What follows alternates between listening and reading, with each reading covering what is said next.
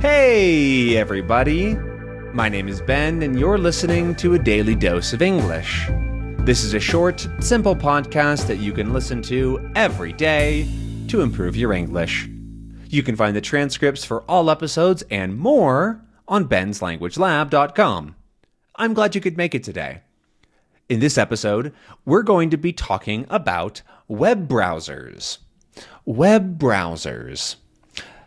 I use a web browser every single day, and you probably do too. They are integral parts of our lives. Integral means that they are integrated and incredibly important. Integral means that something is almost impossible to live without. It's a little bit exaggerated to say that you can't live without a web browser because you literally can, right? It's not like it's needed for life. However, that's how we use the word integral. We typically wouldn't say that food is integral because that's like required and a necessity, like a basic human need.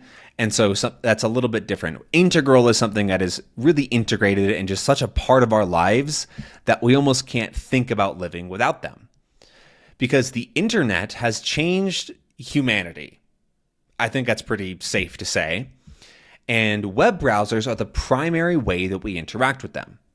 First off, if you don't know what the word web browser is, those are things like Google Chrome, Firefox, Brave, Safari. Those are web browsers. They browse the web. The word browse is actually a good word. To browse something means to look at or to read or to explore, but not super in depth.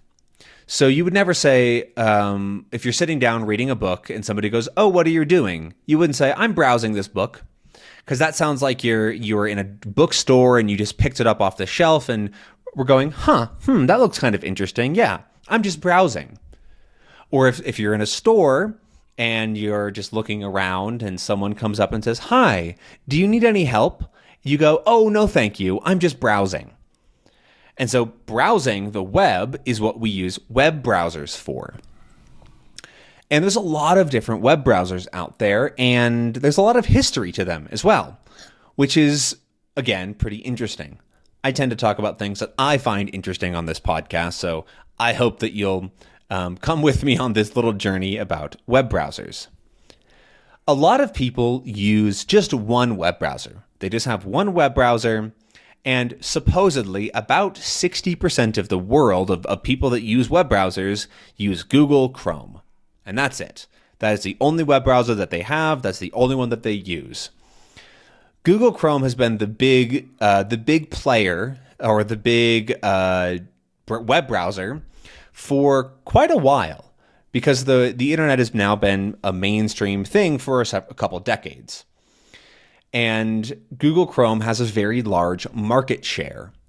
Market share is the percentage of people that use a product within all the people that want that kind of product. So everybody that uses a web browser, approximately 60% of them use Google Chrome right now. And so Google Chrome has about a 60% market share, give or take. I don't actually know what it is literally right now. And if you're listening to this in the future, it's probably going to be different. So maybe you look it up and see what it is. It might be interesting. But there's a lot more web browsers out there, which often are better. And this is something that I find really interesting because web browsers have this thing about them where they're sticky. And sticky, what I mean, not as like actually like it's something where you stick your hand to it and it's hard to take away, but it's hard to switch between web browsers for a lot of people because they've gotten used to using their web browser. So for example, Google Chrome or Safari, those are the two really big ones that people don't switch off of. And so getting somebody to use a different browser can be kind of difficult just because they have their habits, they have their bookmarks, they're logged into everything. And so telling somebody that you should switch a browser is like telling them that they should grow a couple inches taller. They're like, what? Why would I do that? That's not possible. That's crazy. However, there's a lot of reasons to switch, and I'm recording this episode today because I actually finally switched off of Google Chrome for work. So a bit of my, I guess, web browser habits. I actually use a bunch of different web browsers. I have, let's see, I have one, two, three, four and a half-ish web browsers that I use regularly. I have Firefox, which I use for my personal things. That's what I use for uploading these videos. That's what I use for anything that's sort of my personal stuff that I want to do. And then I have a web browser for everything that I do in Spanish, for my Spanish learning, my Spanish accounts. And for that one, I use Brave, which is another good browser. And then I have one again for my Czech learning, because I like to have everything separate, and it's really nice to be able to just open my web browser and have everything ready to go for my learning. And so for Czech, I use what's called Chromium, which is basically Google Chrome, except for it's not the Google version, right? It's got everything that's googly about it taken out. And then for work, I was using Google Chrome because for work, we use a lot of different Google products. We use Google Drive, Google Docs, Google Meets. And so I was like, okay, I should probably just use Chrome because that's what Google makes. And so all of the Google stuff should work better, right? However, I just switched off of Google Chrome because it was so annoying. It was really annoying me. I'm not a person that is very attached to a browser, right? I just listed out 4 that I was using, and I have other ones downloaded. I actually use Edge as well to record some videos for the Refold YouTube channel. I use Opera for some projects. I've got a bunch of web browsers on my computer for very specific tasks. But I always kind of thought of Google Chrome being the default option for Google stuff. But recently, I've been having more and more issues with Google Chrome just being annoying. It signs me out of my accounts very often, especially my Google accounts. The YouTube Studio, which is where I have to like upload videos and change things for the Refold YouTube channel, it just doesn't load a lot of the time. And I don't have these problems with things like Firefox because Google Chrome has what's called bloat. Bloat is when there's a lot of extra something on something. And so in the case of computers or web browsers, it's like ad software, tracking, extra features that you don't use, just like stuff that you don't want is just bloat. And a lot of things these days are bloated on like in terms of the internet. Bloat and bloated can also be used for like a person. However, actually, you wouldn't say bloat. You would just say bloated. Somebody is, I feel bloated. And that's what somebody says when they feel like sort of fat or like puffy, and they're usually in their stomach and their belly, maybe from eating too much, or they're feeling sick or something like that. And it's like a bad kind of like, ugh, I just feel like too large right now. I feel bloated and kind of gross.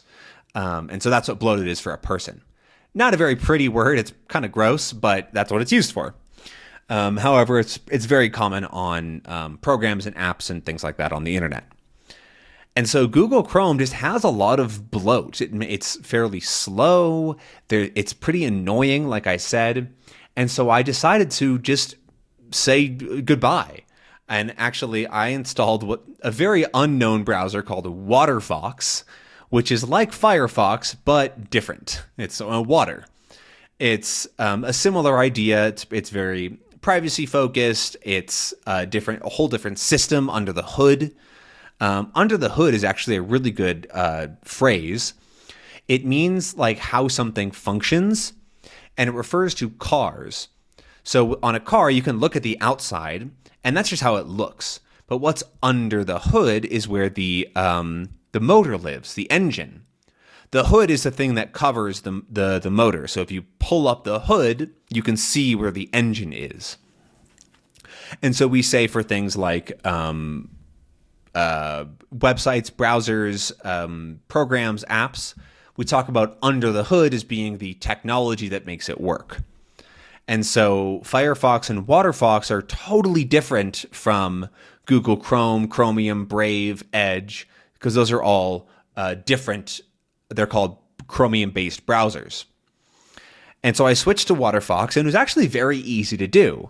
It's a pretty uncommon browser, and so you might not have as easy of a time as if you want to try it.